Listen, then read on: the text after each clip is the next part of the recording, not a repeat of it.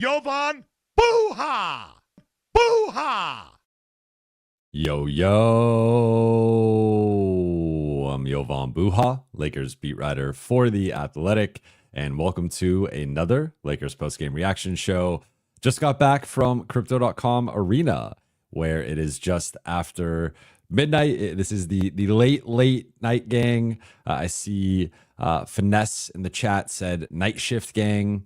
So we're going real late tonight. Appreciate you all for your patience. Had several things I was working on post game, and some of the guys went a little bit later in terms of when they spoke. But the Lakers won 124-108. They beat the New Orleans Pelicans to improve to 47-30. They are back up to number 3 in the West. And with Golden State beating Denver, they now are ahead of both of those teams in the loss column, which means if they win out, or even if they lose one and those teams win out, the Lakers would maintain their spot at number 3 in the Western Conference. So essentially, they control their own destiny from here on out, assuming that they either win out or only drop one more game. And those teams, a lot of jockeying going on right now, but the Lakers can control whether they are the number 3 seed and potentially even number 2, depending on what happens with Houston. They have a pretty tough schedule down the stretch. But before we get into tonight's show, you guys know the drill. For those watching on YouTube, please be sure to hit that subscribe button, turn on channel notifications so you never miss a video or a live. And make sure you like and comment on this video. For those listening on Apple Podcasts, Spotify, or your podcast platform of choice, please be sure to follow, download, and leave a 5-star review. Shout out to the late night gang. Shout out to the late night shift, the super late night gang. You guys are all real ones. Appreciate you for being patient again. Did not want to go this late, but again, had some things I had to work on post game.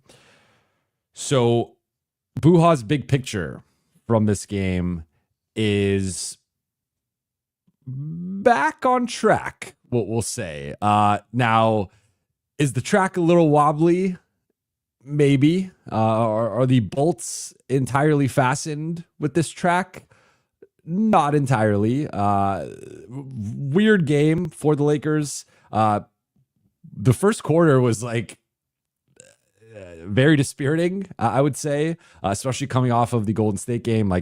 So for context, of course, this was the second night of back-to-back for the Lakers, but they were at home and they were playing the short-handed Pelicans, who at this point are essentially running a G League style team out there. So the Lakers are down 30-25 at the end of the first. Jose Alvarado has turned into the Boricua Steph Curry. He had 17 points in that first quarter and was just eviscerating the Lakers' drop coverage. They were not switching as much, at least with him. And within the drop coverage, he was just stepping into open threes, open jumpers, getting to the rim. And I think that is something that the Lakers are going to have to look at and potentially tweak. They're not going to play Jose Alvarado in the playoffs, but if that type of player, but with that level of speed, again, there are very few players that are as quick as Alvarado. He might be. I mean, he's in the conversation for quickest player in the league. That's partly why he's in the NBA at that size.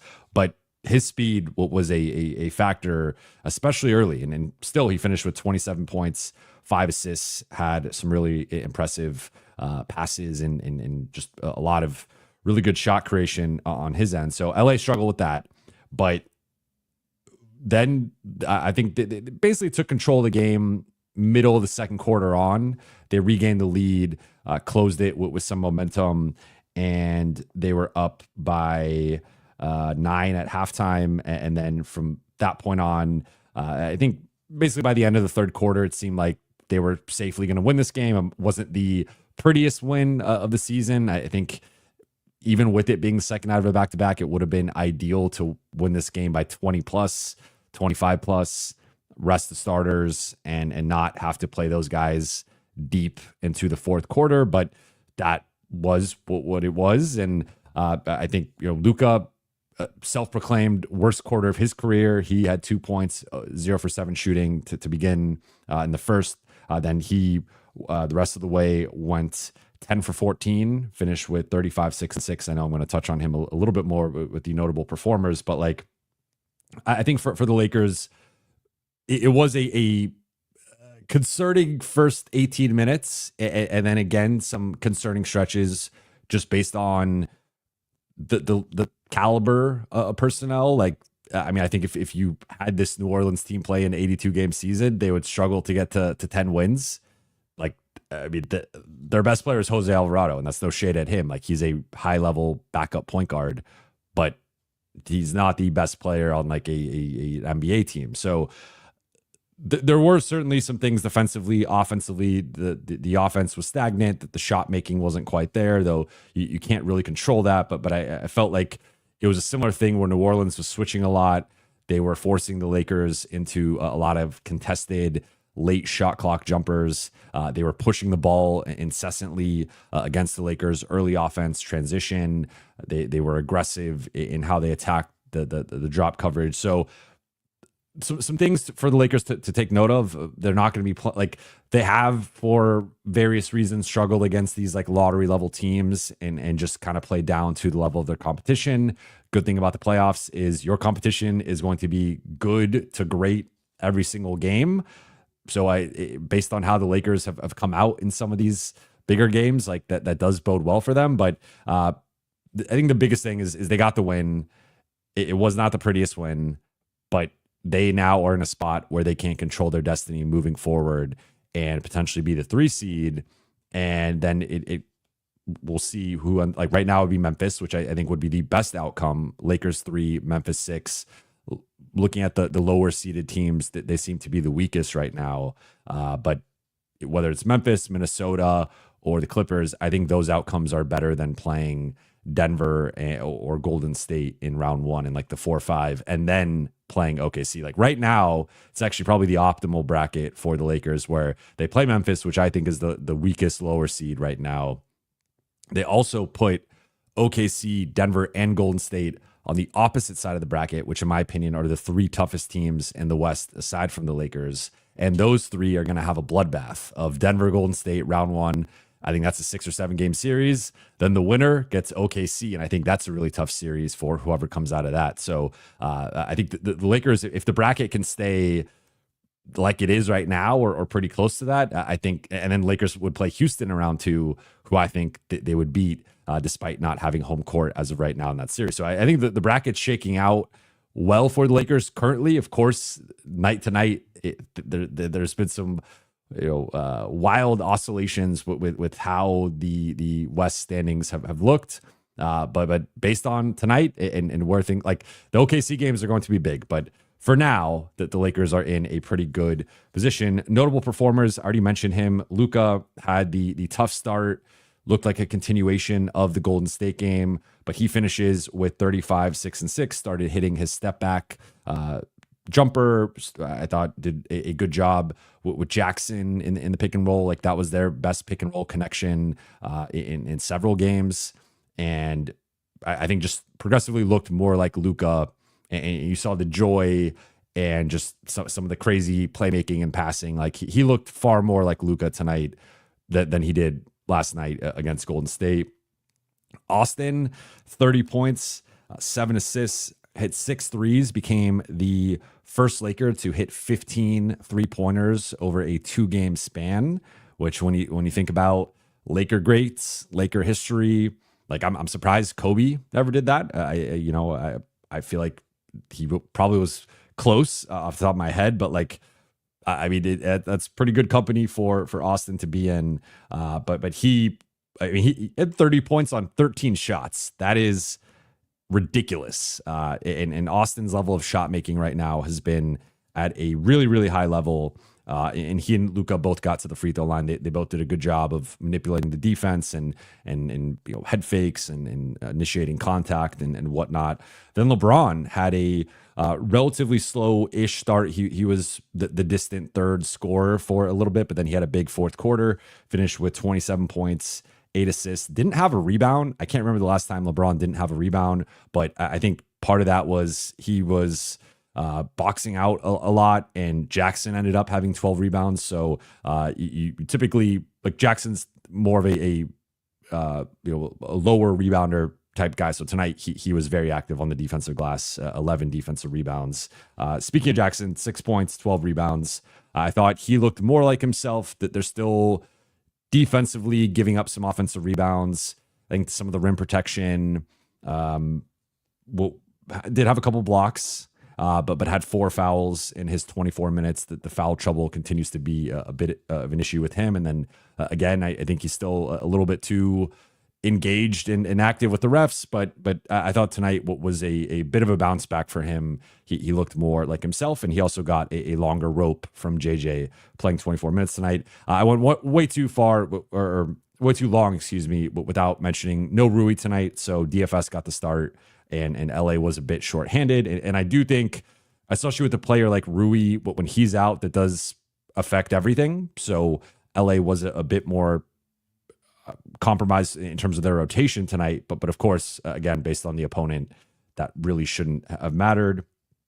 Then a big nod to Dalton Knecht, who was a DNP CD against Golden State, has become a one-shift player since the Lakers got healthy. He plays 4 to 5 minutes at the beginning of the second quarter. He has not been playing in second halves. He has not been getting a second shift. And he's often not even really been involved in the offense. You look at a lot of those stretches, it's like 1 or 2 field goals for him. So he's become a bit of an afterthought, and he's clearly the 10th man right now. But tonight he ends up playing 20 minutes, 5 of 10 shooting, 12 points, and immediately came in and made an impact with that putback that he had. And JJ said he felt that really set the tone for him tonight. And then I thought Jordan Goodwin came in and did some good things. 5 rebounds, 2 offensive rebounds, had a couple of assists, had a steal. So he continues to just be that utility energy guy off the bench. But that for me does it on the notable performers side. And then stat of the night, I'm going to go into the 92 points combined for Luka, Austin, and LeBron. And I think the Lakers have been probably more reliant on those three from a scoring perspective than they would prefer. I think they would prefer a little bit more balance offensively, but I don't want to normalize what these three guys are doing.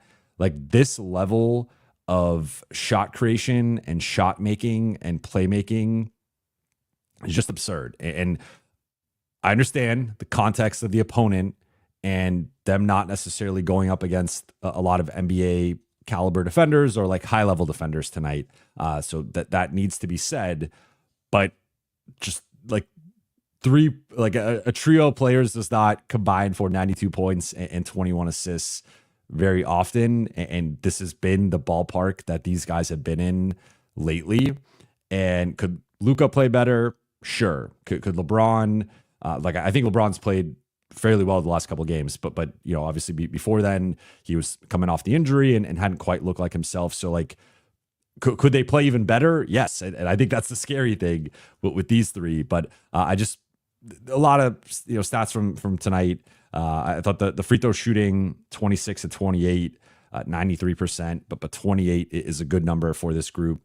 And they almost had a 50-40 shooting night, 52%, 39% on threes, 93 at the free throw line. But I think we should not normalize what this group is doing because it is not normal. It is special.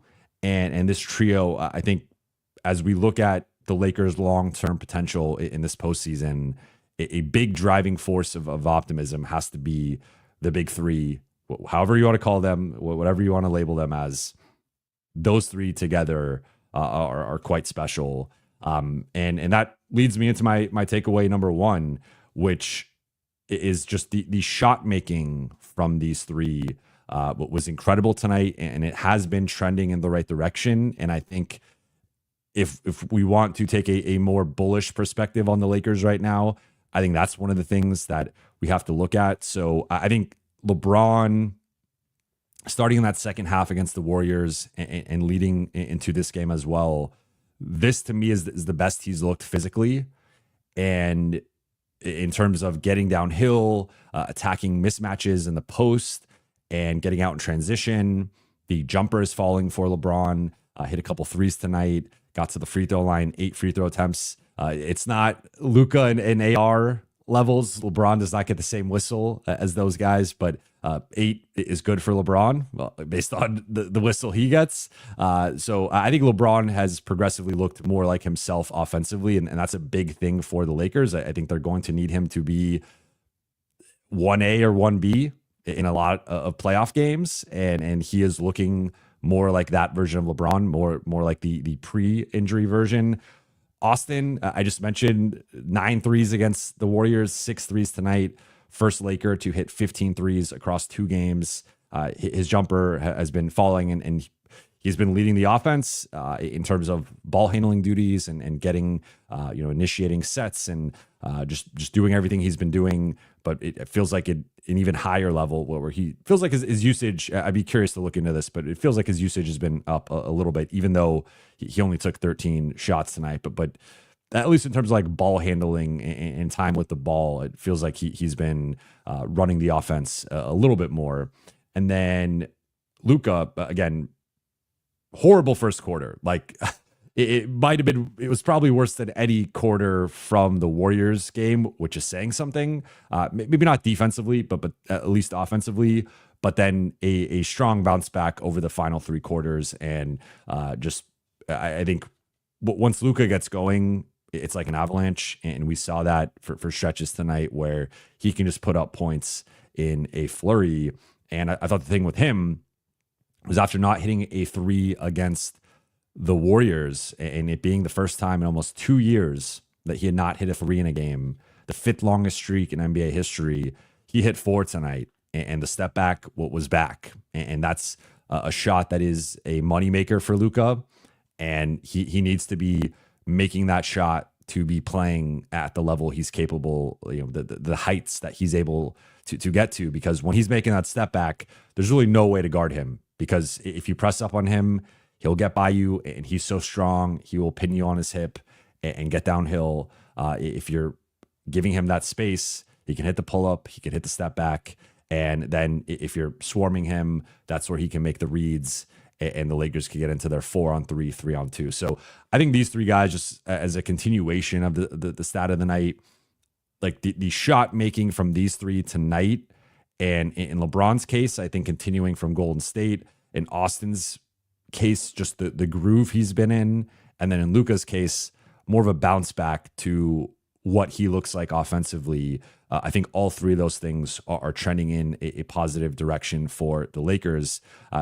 Second thing is, second takeaway tonight is going to be Dalton and his potential impact. And I think, so I've understood why JJ has had Dalton 10th in the rotation, but I think there is something to him considering. I think it's more of a matchup based thing, but I think Dalton showed tonight, and again, I think all the caveats with like the offense and how it looked, I do want to acknowledge, like, New Orleans is not a good team. They do not have a lot of good or experienced personnel. There's a lot of rookies, guys in their early 20s. This was not the best defensive test for the Lakers offense. However, Dalton came in, he made shots. He's always going to be a floor spacer, regardless of what he's doing in transition or coming off screens or whatnot. Like at worst, you could put him in the corner, you could put him on the opposite wing or slot, and he's going to be a threat just by being out there. There's a certain level of spacing and gravity. So I think as we look at the Lakers bench, and even tonight, DFS gets moved into the starting lineup because no Rui. But outside of Dalton, 2 points from Goodwin, 5 from Gabe, 2 from Vando. Trey Jemison was scoreless in his 5 minutes. Shake was scoreless in his 2 minutes. So it still was a relatively low output from the bench in terms of offense, and it was concentrated to Dalton. But one thing that JJ said that stood out to me post-game was he said pre-game that they had not given up on Dalton. And it rings a little hollow just because he just was a DNP CD, and what many people considered at the time like their most important game of the season, and what they were dubbing their most important game of the season. So now two things can be true. Like, just because he doesn't play doesn't mean they've given up on him, but like clearly he's 10th in the pecking order right now. And he's a little bit lower than like a Jordan Goodwin or a Vando. But as he showed tonight, and as he showed in other games, he can make an impact off the bench offensively. And JJ said tonight post game that he feels like Dalton is good enough offensively to help the Lakers win a game, to swing a game off the bench in the playoffs, and maybe even multiple games. So him saying that got my antennas up a little bit, because on paper, I don't think the Lakers are going to play 10 guys in the playoffs. Like, teams just don't play 10 guys in the playoffs. You play 8, maybe 9.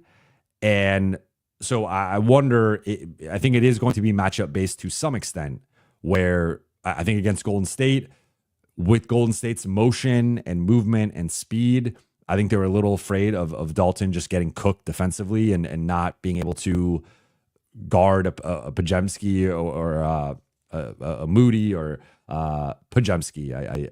Everyone mispronounces his name, so I like saying it the correct way. But Moody or some of those guys, like, and I get it. Like, I think there's a legitimate case that like they're as tough of a matchup for Dalton in particular, because it's a lot of read and react and motion and movement and speed, and like those are not his strengths defensively. But I still think with the limitations, relatively speaking, with the bench group and some of the inconsistencies, especially with DFS and Gabe offensively, the Lakers still need those guys because they're their best, a couple of their best perimeter guys defensively.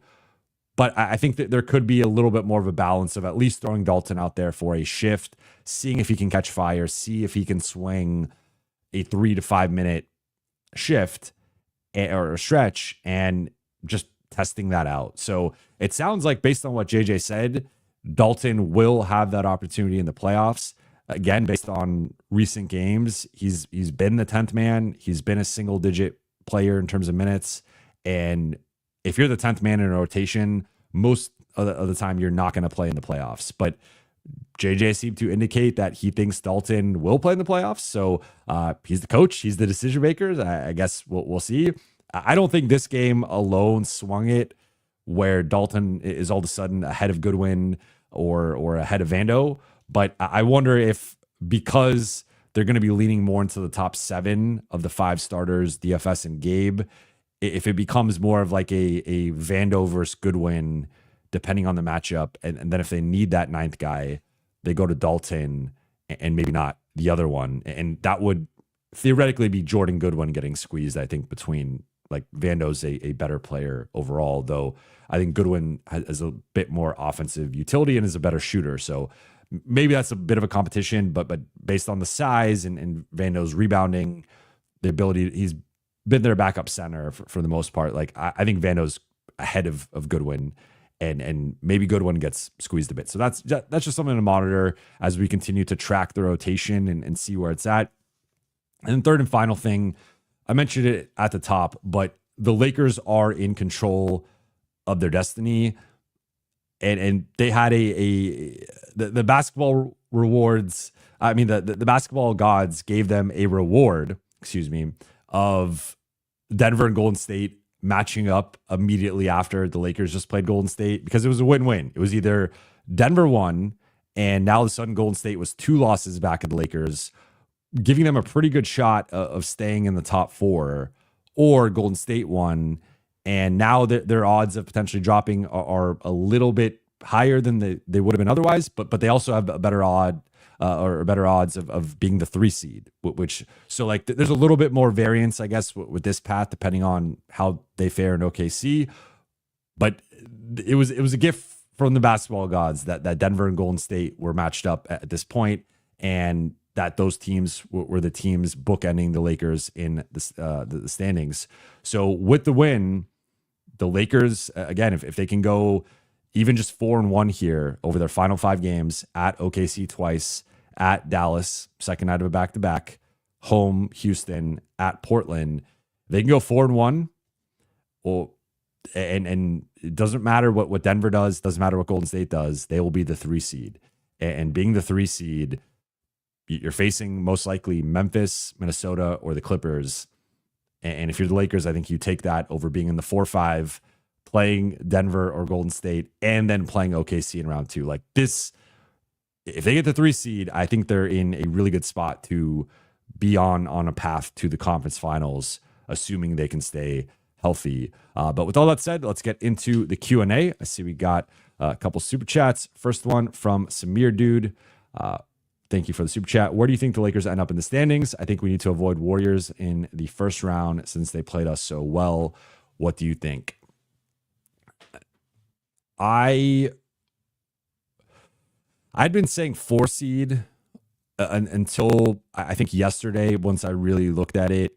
I would guess right now that the Lakers end up at number 3.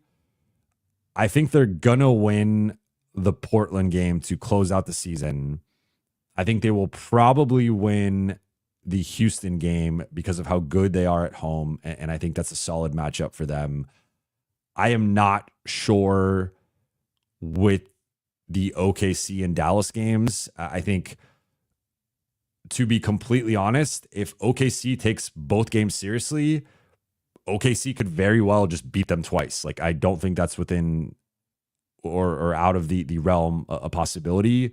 And then the Dallas game is going to be, that's like Dallas's game 7. That is like their season. If they can beat Luka in his return to Dallas and make the fan base feel like 0.1% better about the trade and just about the state of having AD versus having Luka, that would be a godsend for Nico Harrison and the Dubonts and you know, just the Adelsons and their whole organization. So Dallas is going to be playing, I think, like, and it's the second out of a back-to-back. That makes it a bit tougher. Like, you play OKC and then your reward is, oh yeah, go back to Dallas, Luka's return, and they're a team also fighting in the play-in mix. So I would be, to be completely honest, like, I'd be pretty surprised if the Lakers went 3-0 on that road trip.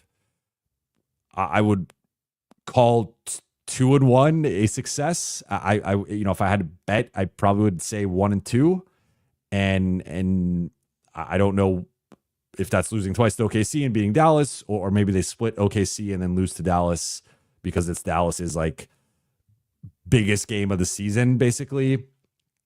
But I know you didn't ask for me to project the record, but even if they go 3-2, all they need is Denver and Golden State to each lose one, and then the Lakers are the 3 seed. So I think that's looking at Denver's schedule here. Denver's final 4 games are home Indiana, at Sacramento, home Memphis, at Houston.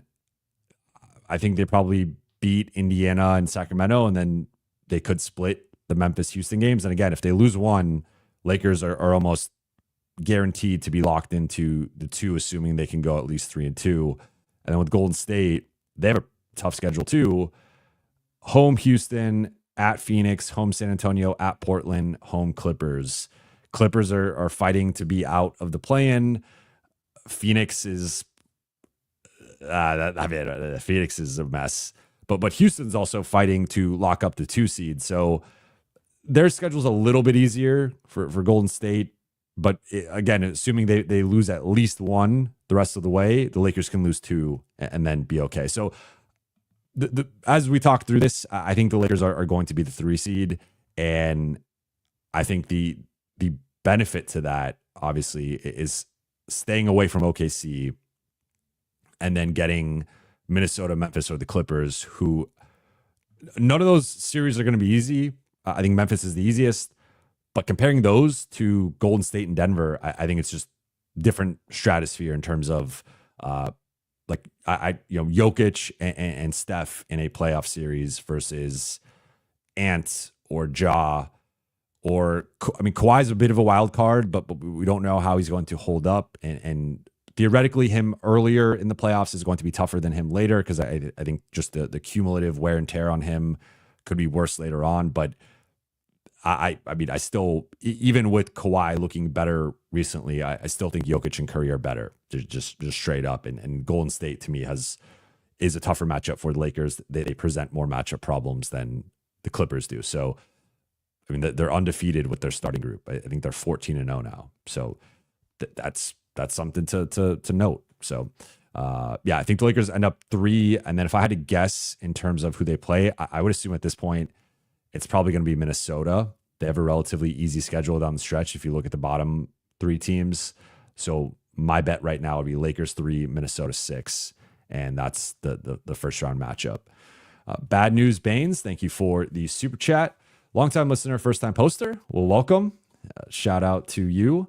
Appreciate it. What we've been seeing from Austin is unreal. This man is a better basketball player than all but 25 or so players in the league. Long live the ankle breaker. You are 100% correct. I don't know where exactly I would rank Austin, but the way he's been playing lately, I mean, he's clearly a top 40 player. I think you could make the case somewhere in that top 25, top 30. Like I mean, his numbers are there's nights where I've said this multiple times before, but like there are nights where he looks better than Luka and LeBron, and pump the brakes. Like he's not better than Luka or LeBron, but there are nights he has outperformed them, has been more important than them. And there's the context of yes, he's the third guy on the scouting report. So he's always getting the third best perimeter defender and just not as much attention compared to when Luka has the ball in a pick and roll, defenses freak out. When LeBron has the ball in the post, defenses freak out, or when he's bulldozing to the rim, defenses freak out. And so like there's some context there, but Austin has been at an all-star level for large parts of the past 3 to 4 months, but especially like the past month and a half, really like post Luka trade, he's been awesome. So, I mean, if you're an all-star, you're in theory supposed to be a top 24 player. We know that's not the case because of the conference imbalance, but he's up there. He's up there. Like I would really have to go through the exercise to give you a clear ranking on like where I would put him, but I think he's firmly in the top 40. I would even say firmly in the top 35. I think once you get in there, there's a lot of splitting hairs in terms of this guy versus this guy, but you could make the case for him top 30, even top 25. And that's just like, you could make the case the Lakers have 3 top 25 guys right now. And that's just absurd. I would probably put him closer to like around somewhere in like the 28 to 35 range off the top of my head. But again, I think you can make that case as high as 24, 25, which is not something even I've always been an Austin guy, and I didn't even see this, especially with like once Luka got there, it didn't seem like this ceiling. Like he just keeps rewriting the ceiling, as I recently said in one of my mailbags one of my storyline episodes and one of my recent short form videos. Diego Cardona, thank you for the super chat. What, in your opinion, is more likely, Knecht winning a playoff game, Lonnie Walker game 4 style, or getting DNP CD'd for the majority of the playoffs? Between these two, I would lean the latter more than the former. And and to be clear here, I think he could have a Lonnie Walker out. Like we've seen it from Dalton. When Dalton gets hot, I mean, the 37-point game against Utah, like he's had several games this season where he can just heat up and I would say like outside of the big 3, when he's heating up, he can be the Lakers' like best scorer / shooter. Like obviously on average it's Rui, but he can go to a different level that like I don't even think Rui can get to in terms of just like shot making and how hot he can get. But again, I still don't see him. I think even if he jumps Goodwin, you're the 9th man in the rotation, and I just don't see him playing more than like 8 to 12 minutes in like the best case scenario. And I'm not even sure he's going to jump Goodwin. Like that's I think as of right now, if like we'll see how the final few games go, but for now, Goodwin has been ahead of him in the rotation for a longer period of time. and was even ahead of in the rotation. Was ahead of Vando in the rotation last night against Golden State. So I would say if I had to pick between these two, now could he have? Because I also like the part of this I don't want to overlook is like Lonnie had like a huge impact in that game, and really like they do not win that game without Lonnie. So could Dalton have a smaller stretch like that within a game, or a couple of shifts? Potentially. I just also think like Lonnie had kind of had a certain role within that team that he progressively lost that role.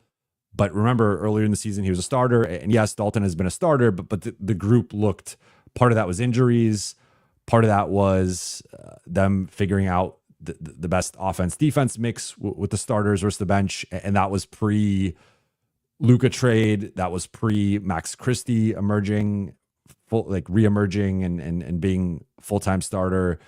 So I just think the context of like how Dalton was used pre-Luka trade versus post, like post, he has been much closer to being out of the rotation and really been the 10th man. So, but if you're giving me kind of two extreme examples of like a bunch of DNP CDs or Lonnie Walker, between those two, I would lean more DNP CDs, but I think it's somewhere in the middle where like he could have a Lonnie Walker type segment of a quarter and swing a quarter where he hits 2 threes, gets a back cut for a dunk, and like gets a transition finish and has 10 points in 3 minutes and like swings that part of a quarter.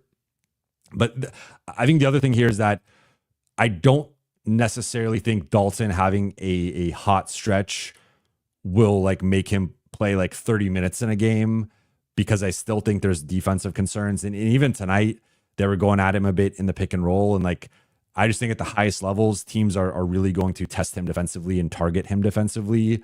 And like, I mean, think about what they did to Luka, and Luka's a better defender. Think about what Golden State did to Luka, and Luka's a better defender than Dalton. Like he's not as athletic as Dalton, but he is bigger, he is stronger, he has better hands, he has better processing, better reaction.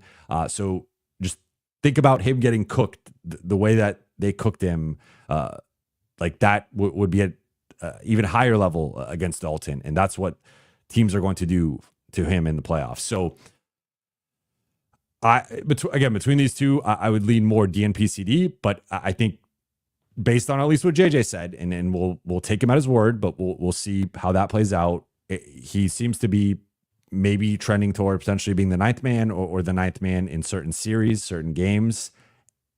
And then again, within that, I think JJ's going to be a little bit more rigid with his rotation than Darvin was. And I don't know if, again, Dalton, even if he has a good shift, that if JJ's plan is to play him for one shift, I'm not sure if he's like, because of the defense, I'm not sure he'll get that second shift, but could be wrong. And look, if he makes like 5 threes in a row, I think you got to like ride it out and just see where it takes you. But barring something like that, I think more likely it's like he plays spot minutes and then maybe has like a really good shift that swings a quarter that could help the Lakers win a game. But that's not like Lonnie Walker level, because that's the Lonnie Walker game is stuff of lore. We're still talking about it a couple years later.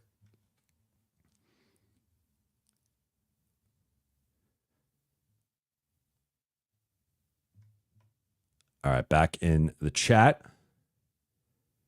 Craig Osterberg says, going to bed but listening. I hope my voice helps you get some rest. I am going to keep it a little bit shorter tonight with it being second night of a back-to-back, and I know you guys don't really care about the Pelicans, but that's why we're keeping it big picture. BC says almost 4 a.m. in New York. I appreciate you. See a lot of pauses going on in the chat. This is so unserious. Almost as unserious as that first quarter.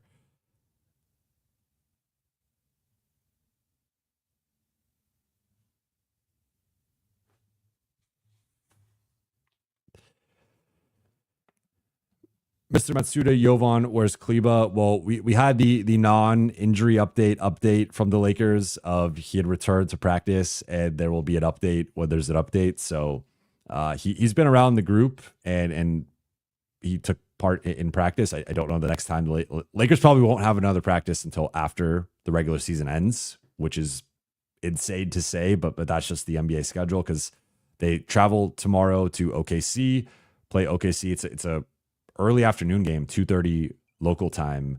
Then they're off Monday. Then they have a back-to-back Tuesday, Wednesday. Then they fly back Wednesday night from Dallas to LA, off Thursday, play Houston Friday. Then they fly to Portland, play Portland 12:30 Pacific time on Sunday. So they don't have time for a practice and through the rest of the regular season. So my assumption would be Maxey probably does not return. Please don't aggregate this, but he does not return in the regular season. Maybe it ends up being a postseason situation, but just based on in these situations, they typically like to get some, and they could maybe do a get what you need, or maybe they have a shoot around or something. So I'm not entirely ruling it out, but just based on the Lakers having 5 games left, it seems unlikely that he would return over these 5 games, but could he return maybe in the first round? I think that seems to be a possibility, but it's also tough to just throw a guy into a playoff series who's never played with the majority of his teammates, new team, new coach, new system. That's a bit, so we'll see. But if he can get healthy in time to contribute, I think he could make a potential impact. But that also complicates the 9th man conversation with Jordan and Dalton and Maxey, because that adds a different player archetype into the mix.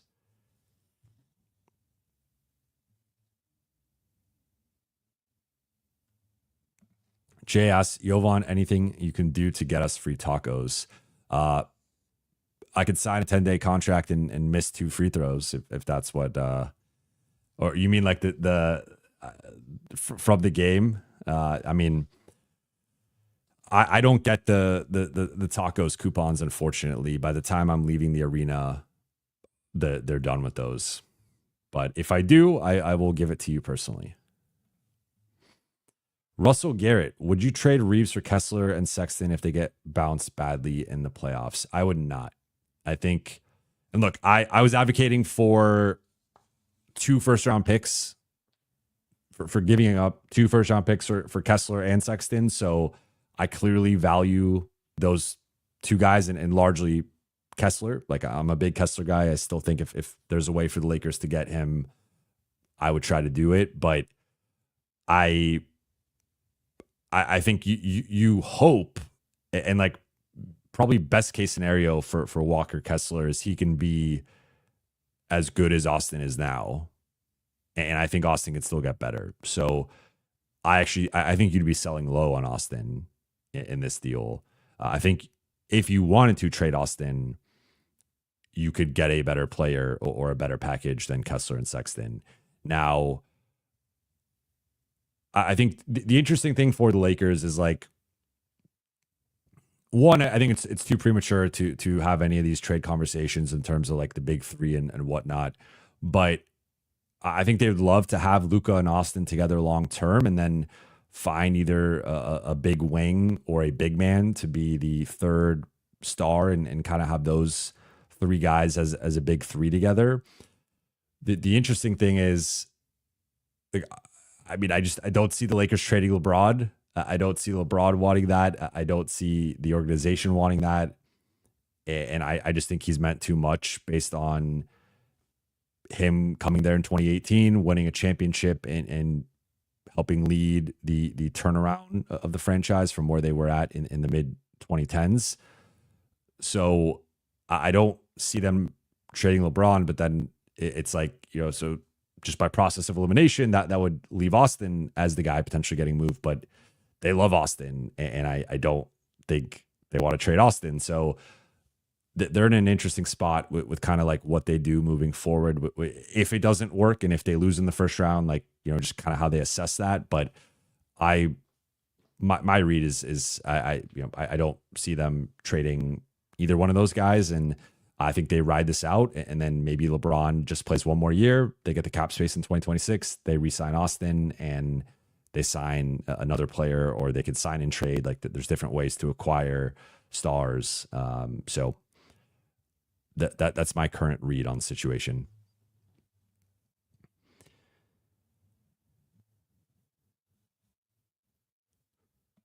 Madison says we need Miles Turner. Look, those are the top two guys on my trade ranking lists. I didn't know Luka Doncic was available. I would have slid Kessler and Turner down a little bit in my list, but those are my top two trade targets going to the deadline. So if the Lakers can get Turner or Kessler, I would do it. I would not give up Austin. Vivek, thank you for the super chat. Golden State versus LA. Who's winning 7-game series? Lakers are better match with AD. Your thoughts? I agree with the second point, where I think the Lakers were a tougher matchup for Golden State with AD, specifically just because of, I think AD is in the conversation for best Steph defender from the center spot. I think we've seen countless times with his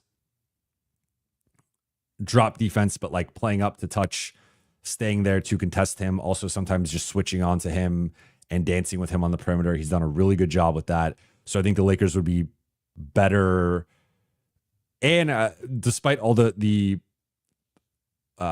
stereotypes about Golden State's offense with how 3-point shot heavy it is a very modern offense in terms of still getting a lot of shots at the rim. And that's where having a rim protector of AD's caliber, I know some of the lineup data stuff and rim protection stuff has not necessarily implied that AD made that much of a difference or that the Lakers are necessarily worse. I think some of those things have dropped more recently. So like it over a larger sample size, it has played out. But like in a playoff setting, for as much as Jackson has improved, and I know it's been a bit shakier lately, I still think that there's a sizable difference between Anthony Davis and Jackson Hayes on the defensive end and the ability to switch out onto a Steph, to recover to the rim, to protect the rim, corral the defensive rebound. Like AD's just straight up better defender, but better defensive rebounder, better rim protector. Like,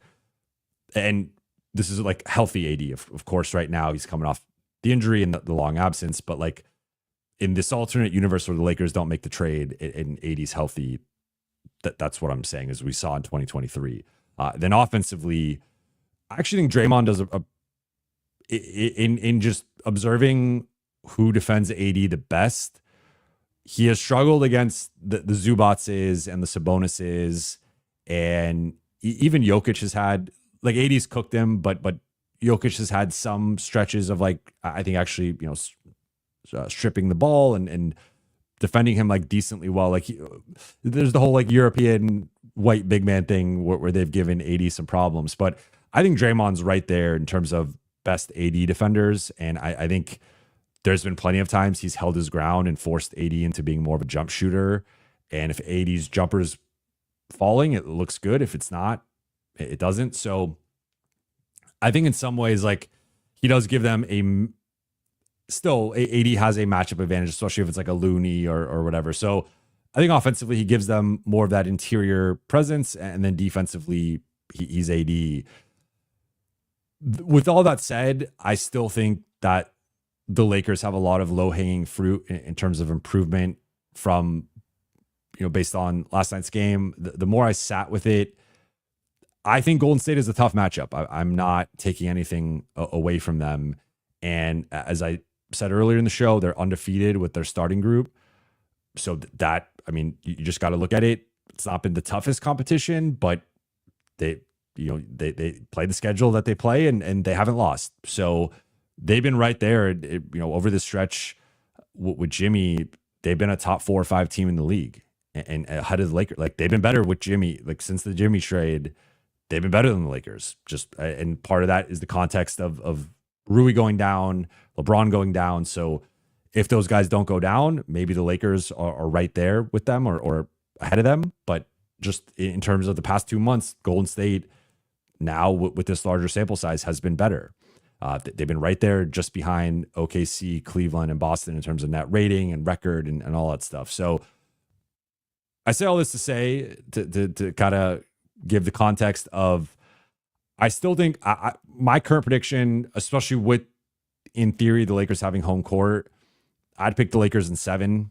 But when you pick a team in 7, especially the home team, it's basically a toss-up series. I would not be shocked if Golden State beat them. But I for right now, I think it would be a classic series. Like, LeBron always gets up for those games. That's to me the biggest thing is, like, LeBron loves beating the Warriors. There's just something about the history there, and Steph, and like losing in the finals a couple times, and like I just, or 3 times. I just think he that's like as locked in as LeBron is against any team. It's like Boston and Golden State. Those are the 2 teams. So I think it might just come down to like who's the better player between LeBron and Steph in a series. But I think LeBron is like the cheat code against Golden State. They can't guard him even with Draymond. And I think if LeBron has a good series, which I think he would, I think the Lakers would ultimately overwhelm them. But they've got a speed advantage that is really scary for the Lakers, because they just do not match up well with speed and athleticism on the perimeter, and Golden State is quicker and more athletic. So it would be a tough series. James Cook, update on LeBron and Luka's handshake. Thank you for the super chat.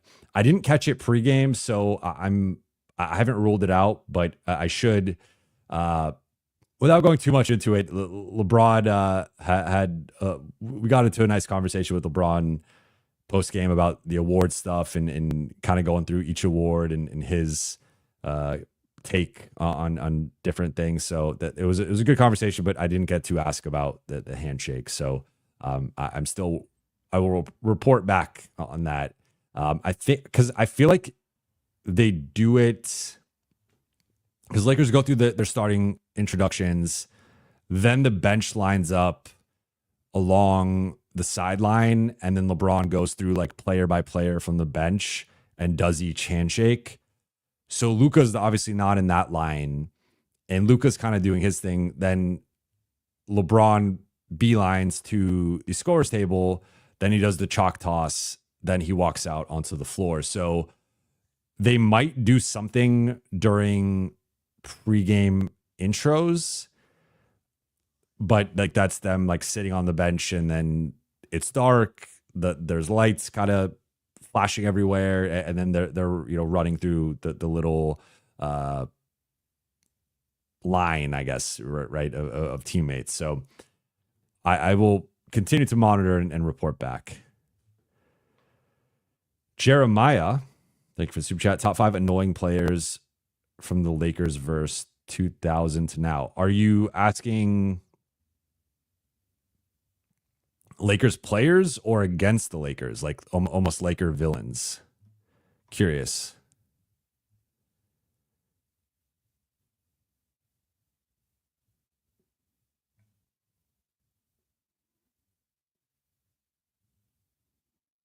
Against. Okay. I see I missed. Oh, Michael D. I'll get back to you. I see I missed your super chat. My bad. Okay. Against. So 2000 to now. So. Oh, that's a good one. Let me think through who I. Okay. So Raja Bell has to be up there. Phoenix era Raja Bell. You have Doug Christie, I would say, is up there for me. Ruben Patterson, Kobe Stopper. For those who know, he was not the Kobe Stopper. So I would say right off rip, Doug Christie, Ruben Patterson, Raja Bell. What do they have all in common? They were the quote unquote Kobe Stoppers. Matt Barnes would run our test before they became Lakers, but then they became Lakers, and they were not as frustrating. I got to pick a Celtic. I mean, I'll throw Paul Pierce in there. He deserves to be on this list. And then part of me wants to throw Kendrick Perkins in there because I really did not like Kendrick Perkins either when he was a Celtic, but I'm trying. There's got to be more people that I'm forgetting here. I'm trying to think. I mean, Tim Thomas, but largely because of the series. In terms of annoying, let's see who you guys are saying. I mean, so for me, like I'm not picking as recent of people because as I've said, I've tried to stay out of like the Bibby. Battier was annoying for me. Like I kind of respected the defense. Duncan, Tony Allen, Jamal Murray,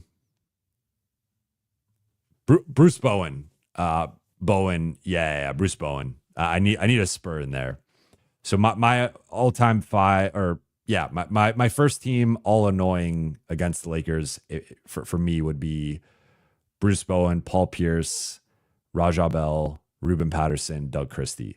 And so I'm getting the Kings rivalry, the Blazers rivalry, Celtics, Spurs, Suns. Like those were, especially between 2000 and 2010, those were the 5 big ones. And I would pick those 5. But I mean, there's been a lot. Reggie Miller, that's a good one. Chris Childs, Rondo, Rashid.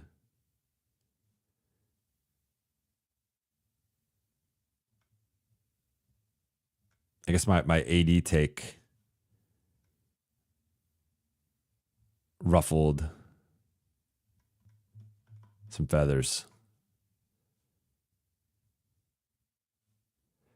Jeremiah says he's going to come once a stream to ask a random top 5 question. There we go. I like it. Okay, Michael D. Subway order. One thing about me that I feel like you guys, for those who have been following for a while and heard me talk about food, you might have picked up on this, but I'm a picky eater. I have the palate of a 4 or 5-year-old. I would even say my son is 8 and he's probably a more adventurous eater than me. Like barely, we're close in that, but I would get foot long, grilled chicken. I would get lettuce, tomato. I think I'd get. So for also some context here, I probably have not had Subway. I'm actually not a big sandwich guy, so I haven't had Subway in a long time. It's probably been a few years, but like before that last few years, it was probably another few years before then. So I'm going off like high school, college day memories, but some like salt, pepper, lettuce, tomato, chicken. I'd usually get cheese melted on it, and then some type of I guess like the vinaigrette dressing, or I'd have to look. I'd really have to look at the menu, but I'm not a big Subway guy to be completely honest. And I know you guys are probably going to flame me for that order. Dylan Brooks, I see, but with a couple of expletives in there. James Cook, where does AR's lob go in LeBron's best alley-oops? It's a good question. Thank you for the super chat. I mean, LeBron has so many that I would have to look at like a YouTube video of, but it's up there for this season for sure. And like LeBron's had several really impressive lob finishes this season, but that one, just because it was such a wild pass, and Austin even joked after the game that if this was 10 years ago, he would have tried to throw an even wilder one, but he tried to keep it relatively close to the basket because he didn't want to blow the fast break. But like LeBron's athleticism and catch radius has been just insane for his entire career. But it's up there for this season for sure. I think in the context of, like, I would say this, for those of you who are on the younger side, like I would say early 20s and younger, and maybe not late night. I don't know what the average age of the audience is, but go back and look at like the 2000s Cavs version of LeBron or like early Miami LeBron. And when you watch LeBron's highlight tapes, it looks like it's on 2 times speed. Like, what would you, I've sometimes tried to watch tape at like 1.5 or 2 times speed, which obviously distorts the speed. So it's pretty stupid. and I've tried it a couple times and then stopped it. But like when LeBron is out there getting out in transition or like attacking the rim, he looks like he's on 1.5 or 2 times speed and everyone else is on 1 time speed. And he just stands out as like ridiculous all-time NBA athlete. And I think we knew it at the time. We knew it in the present. And that's why he was getting so much hype and so special, to say nothing of his skill and his talent and his mind and all that. But like just from an athleticism perspective, it's jarring to go back and remember like just how freakishly athletic he was in his early to mid to even late 20s. And he's still a top 1%, 0.5% athlete in the NBA right now. Like, I think the quickness, the burst isn't there as much. And like he could have, he could jump higher before, but he's still finishing lobs like that, like he did tonight in ways that there's plenty of NBA players who could not finish that lob, and LeBron can at 40. So he's just ridiculous.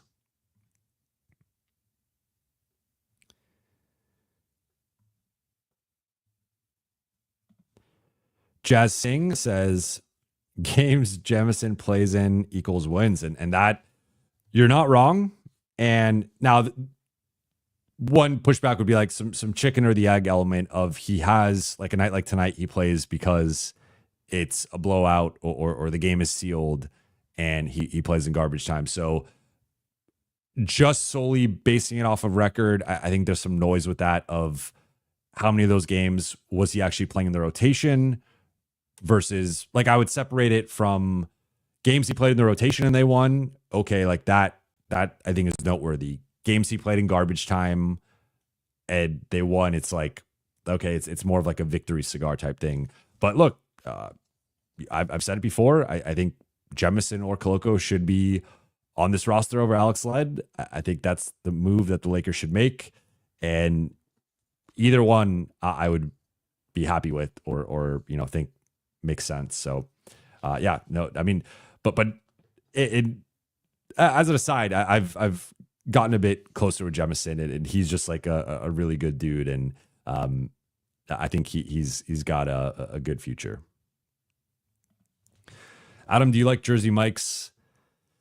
Again, not much of I've just not been Jersey Mike's, Subway, Jimmy John's. Like I'm much more of a burger guy. So I'll take a burger over a sandwich 10 out of 10 times. So I'm much more of a In-N-Out, Shake Shack type guy, or Chipotle. Like if I'm doing something like fast food or fast food adjacent, it's gonna be Shake Shack, Chipotle, In-N-Out. Those are my big three. And then Kava has been up there more recently for me.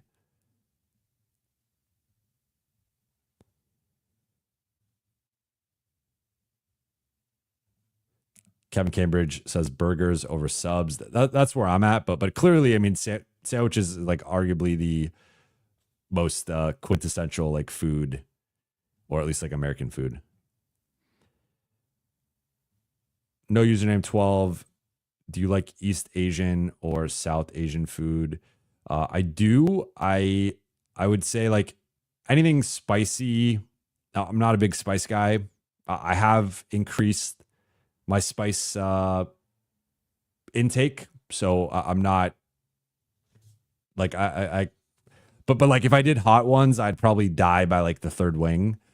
So maybe I should do hot ones because it'd probably make for some good content. But I would not survive that.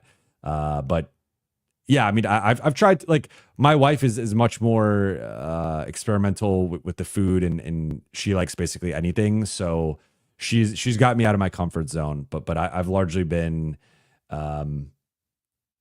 I'm a creature of habit, so I do like to eat the same types of things over and over again, and I don't mind or get bored. Ben Tucker, thank you for the super chat. Whenever they lose, I try to keep in mind the IQs of Braun, Luka, and JJ. They are trying things, not showing everything, and some of it is theater. Playoffs and finals are everything to them. Agree. I think that's a really good perspective and a really good point. They're still figuring this out, and that was something that Luka talked about after the game. He was asked about the negative net rating, negative point differential with the big three on the floor together, and how they're still adjusting to each other and still figuring this out. JJ has said similar things along the same lines. LeBron did not. He spoke with us for like 20 minutes in the locker room off the record, but did not speak tonight on the record to the media. So didn't get his perspective, but I would assume, he's continually called this a process and them still figuring things out. So I think that's a big, I think my biggest takeaway recently is like, this still is a work in progress, and they still are feeling each other out and just figuring out the best way to play. And sometimes it looks really good and sometimes it doesn't. But I think everything is a data point. Everything is a learning lesson. Everything is especially with the two supercomputers with LeBron and Luka, like those guys understanding things at a higher level. And I think if there's any two players in the league that can figure out how to make this work, it's those two guys. So then you throw in JJ and his preparation and his film work and whatnot. Like this is why I've been so bullish on the Lakers. I think strategically there are some things that they're probably holding back. I would assume one of those things is the LeBron Luka two-man game. We saw a little bit more of it tonight with some double drags, some handoffs, but I think that's something we'll likely see more of in certain playoff matchups.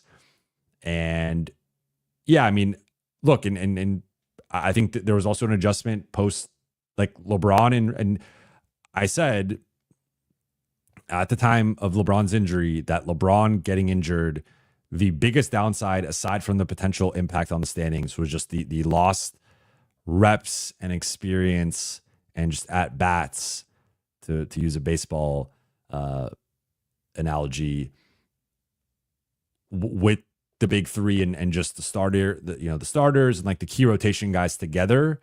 And I think we saw when LeBron and Rui came back, it's taken them a bit to get back into form and to get back into rhythm and on the same page. And I still don't think they're quite there yet. I still think, again, down 5 points to the G League Pelicans tonight after the first quarter, like this was not their best performance, but they are trending in the right direction. I think in a macro sense, the defense, I still contend that the defense is a bigger concern.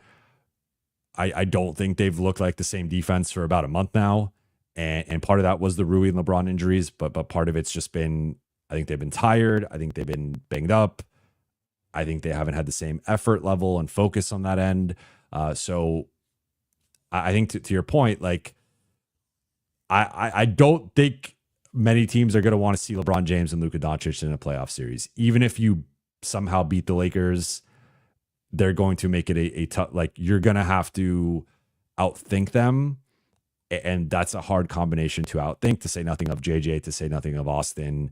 I think now ascending to that level, not at the LeBron Luka level from like a basketball IQ perspective necessarily, but like he is a smart basketball player who I think thinks the game at a high level. So yeah, you're going to have to outthink this group. And I think that's going to be tough. Jazz Singh, thank you for the super chat. Game on the line. What play would you run for the Lakers?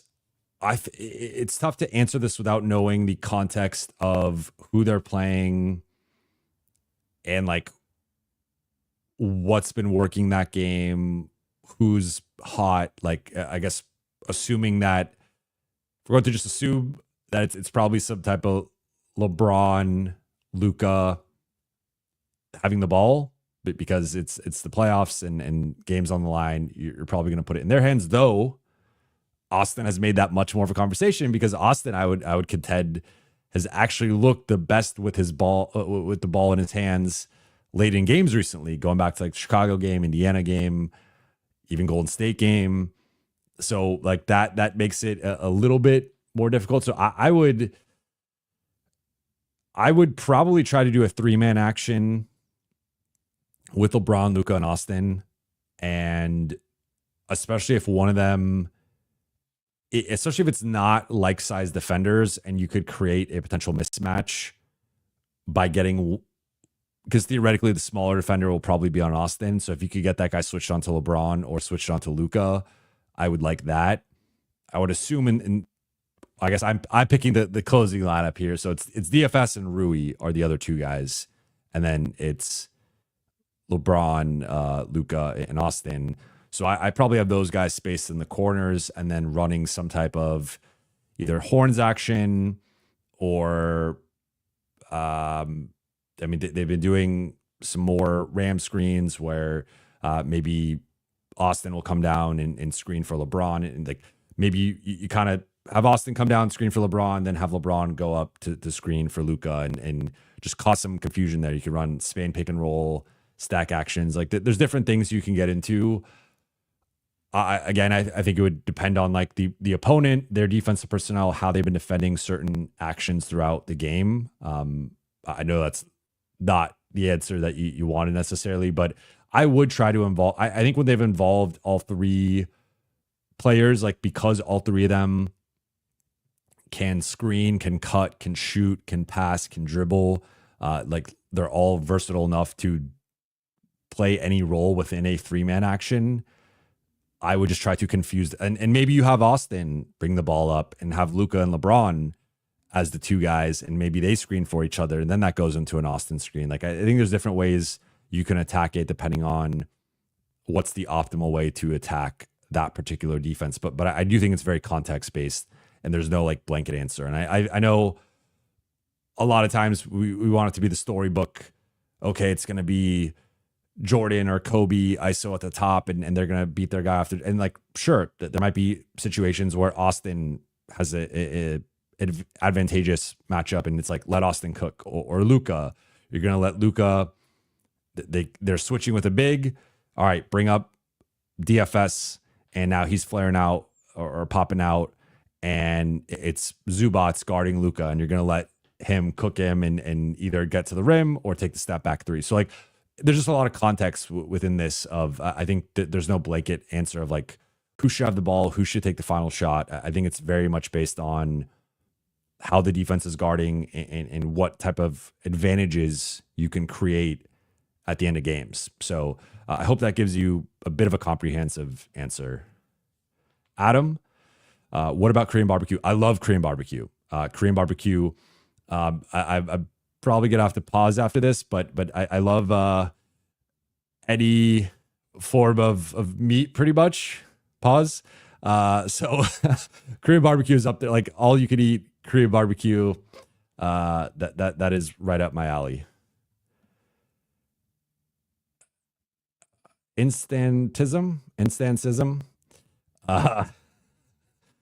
See the chat's going wild now.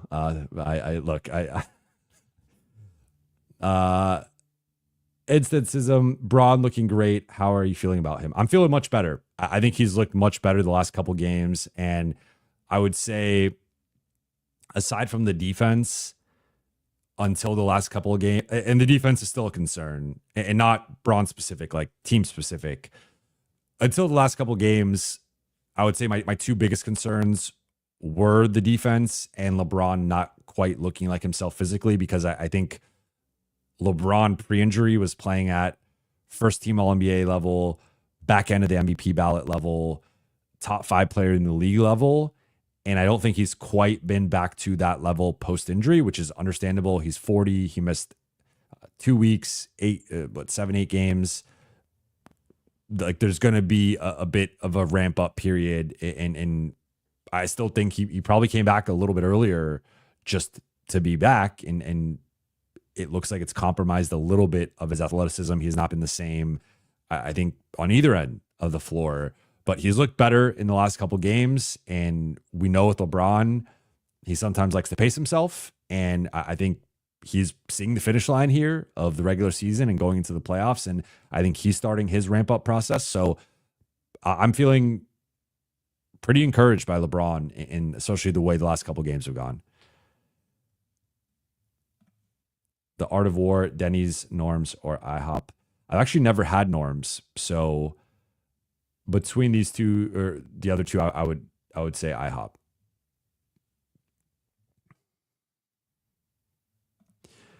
Jazz Singh. Jazz Singh's bringing the heaters tonight. Thank you for the super chat. If LA beats Boston in 7, does LeBron retire? I don't think LeBron retires like that. I think that would be a rough way to retire, especially against that. Like, because LeBron, like, there's two things here. You got the Lakers-Celtics rivalry, but then LeBron has his own personal rivalry going back to the Cleveland days, Cleveland-Boston, when they eliminated him a couple times. Then in 2008, 2010, then Miami and the beef that they had there. Then going back to Cleveland in the start of the new era, where he beat a rookie Jason Tatum to get back to the finals in 2018. Then now LA, he's inherited the Lakers Celtics beef, and then it's kind of just amplified his like anti-Boston feelings. So I don't think LeBron goes out like I'd be pretty surprised if LeBron retires after this season. I think he's playing at least one more, and then that's a bit of a conversation. Art of War also asks Popeyes, KFC, Pioneer, or Church's Chicken. I would go Popeyes.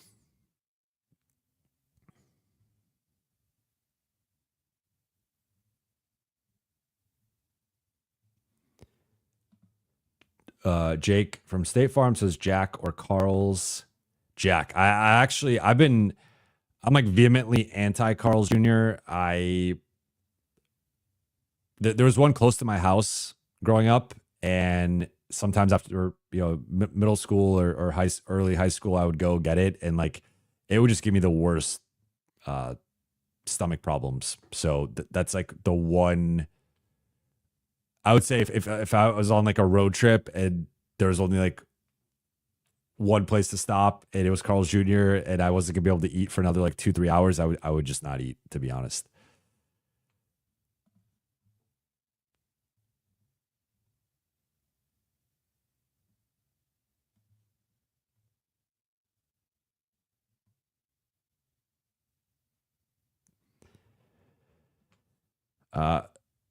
Don Tedino 704 Jovan, though you misspelled it. You spelled it with a Y. Rotation thoughts tonight: 20 plus minutes for Jackson, 15 plus for Vando for the first time in a while, plus a rare Jemison stint.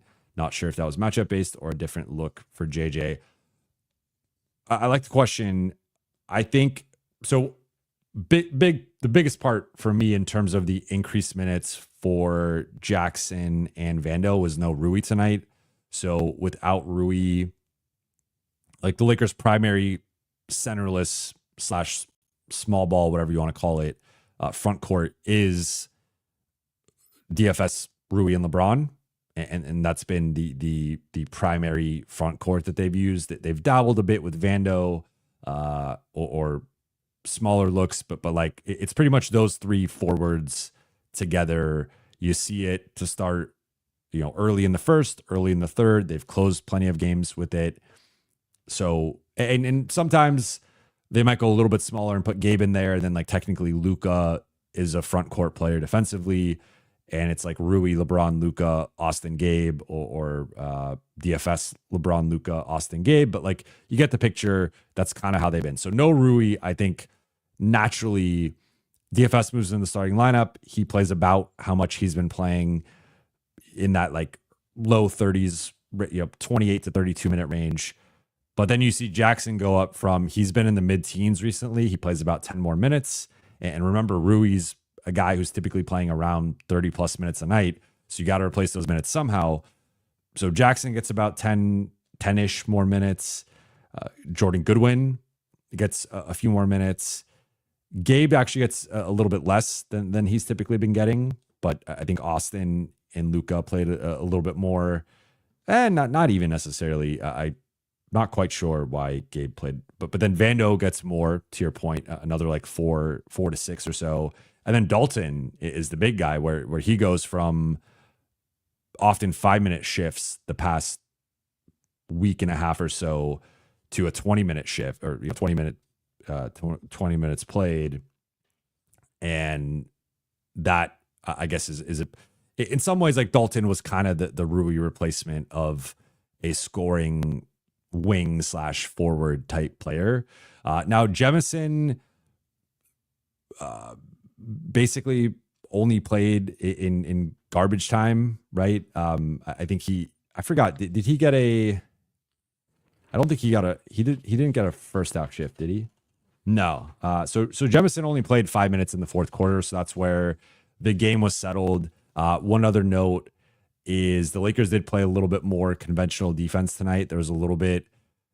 It was not a 1 through 5 switching. So Jackson was in a drop, and I think with this matchup, them going with Misi and Matkovic, they were a little bit more traditional with their bigs. So I think the Lakers went a little bit more traditional with their defensive game plan and a little bit more basic. I don't think there was a lot of scouting going on for New Orleans third and fourth string players. So that would be my read on the rotation.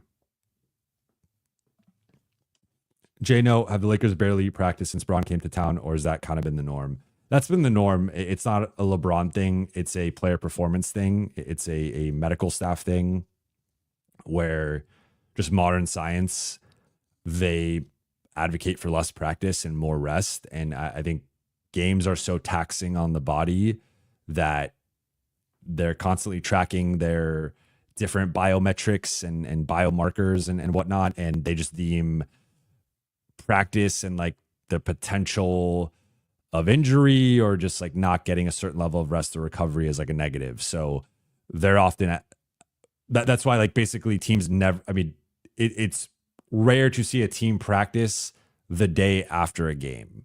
Playoffs are a different story because you have a more compact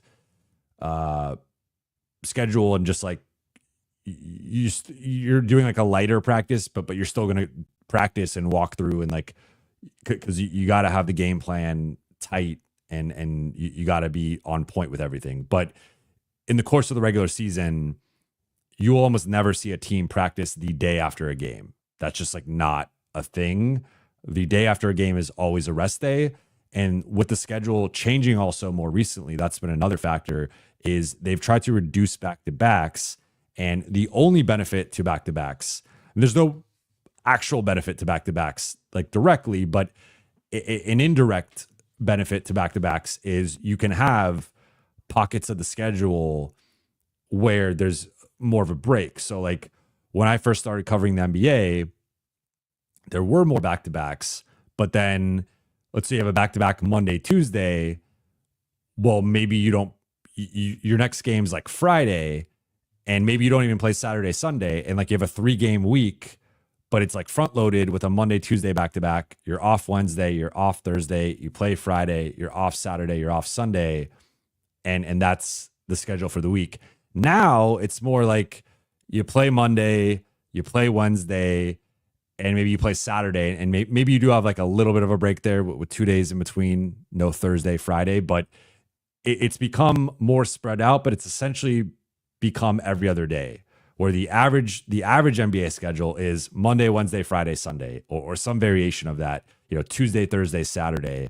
It's just, it's every other day throughout the course of the week. Some weeks you got 3 games, some weeks you got 4. If you're the Lakers, some 8-day stretches, you got 6 games.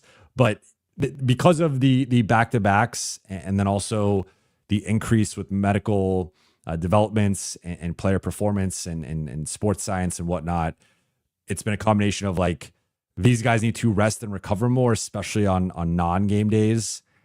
And also the schedule is unforgiving in terms of just, they rarely get consecutive days off where they can have the rest day and then practice the next day. That's why the Lakers just practiced, because they had the 2 days. That's also something I didn't really mention yesterday, but like I wrote about it in my story for The Athletic. I think that was one of the disappointing parts with the Golden State game, was like they had 2 days to prep for it from a rest and recovery perspective, but also from like actually practicing and being able to get on the court and game plan for Golden State. And it still felt like they weren't fully prepared for it. So that was a little bit disappointing from that game. But that's why they practiced, was because they had 2 days off consecutively, which is rare. Jackson, what was going on with Jemison and Alvarado? Thank you for the super chat. So I believe Jemison, I said Jemison and Alvarado. Oh no, I was mixing up because your name's whatever.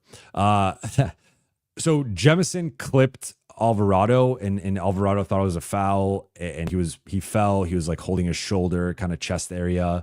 I didn't see the exact play, but I briefly saw the collision. Then I saw Alvarado on the floor, and then the next possession, I believe, he scores on Jemison, and I think it's an and one, or there's a foul, and then he's like starts screaming at Jemison, kind of walks over, and Jemison. My favorite thing about Jemison is he loves the confrontation. He wants all the smoke with everybody all the time. So I think Alvarado scores. He probably says something, and then when he's on the ground, he's like yelling, and then you see Jemison step to him, and then Alvarado gets up, and then they have to be restrained from each other. So that was fun. Like, Jemison is the Lakers enforcer. That's a dude that you don't want to mess with, and he's always down to throw down.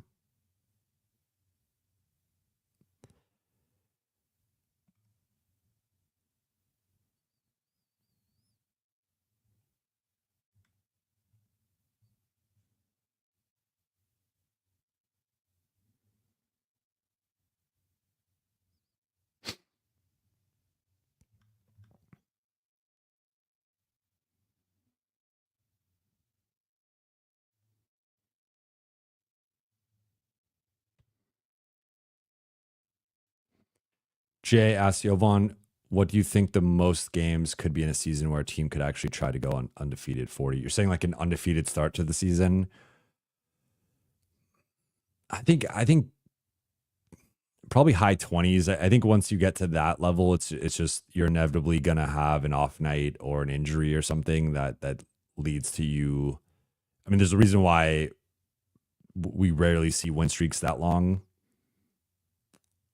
So I would say like mid to high 20s, I think would be like the best like realistic start a juggernaut team could get out to, but it's just hard to win more because still like looking at longest win streaks NBA history. Let's look at this quickly. You got the 72 Lakers at 33, which is a historic number, but aside from them, the 2014-15 and 2015-16 Warriors over 2 postseasons, they won 28, but that's including the postseason. 2013 Miami Heat won 27, 2016 Warriors won 24, 2008 Rockets, if you guys remember that team, 22.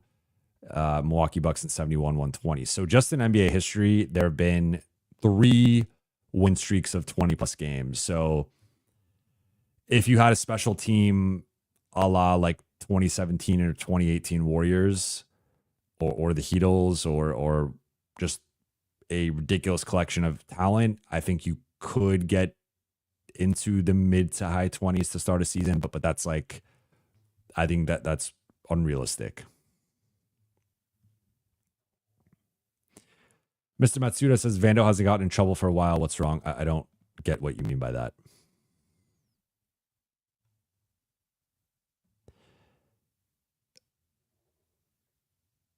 All right. I'm going to wrap here. We're an hour 30 in, and it's 1:30 in the morning, and I'm going to call it. But I appreciate you all. Shout out to the late night gang, the overnight gang, the night shift gang. I appreciate you all. I will be back Sunday evening after Lakers Thunder. Huge game, both for standings implications, but also as a barometer, as a measuring stick. The Lakers just had a test against the Warriors that they did not fare well in, but those sins can be washed away with a win in OKC over the full strength Thunder, who are pushing for 68, 69 wins. Like, this would be a statement road win, arguably their best win of the season, if they can go into OKC and beat them in a prime time Saturday afternoon game. So huge game coming up for the Lakers in OKC. Then if they lose that one, though, they get a second chance on Tuesday against the very same Thunder team. So I think ideally a split would be a realistic positive outcome, but who knows? Maybe the Lakers go in and get both of them. So 2 big games coming up in OKC. I'll be covering both of them, of course. Monday, we'll have a new episode of Buha's Block, so be on the lookout for that. But that'll do it for tonight's show. Thank you all so much for watching and listening. For those watching on YouTube, please be sure to hit that subscribe button, turn on channel notifications, and like and comment on this video. For those listening on Apple Podcasts, Spotify, or your podcast platform of choice, please be sure to follow, download, and leave a 5-star review. I'll be back Sunday evening. I'll talk to you all then.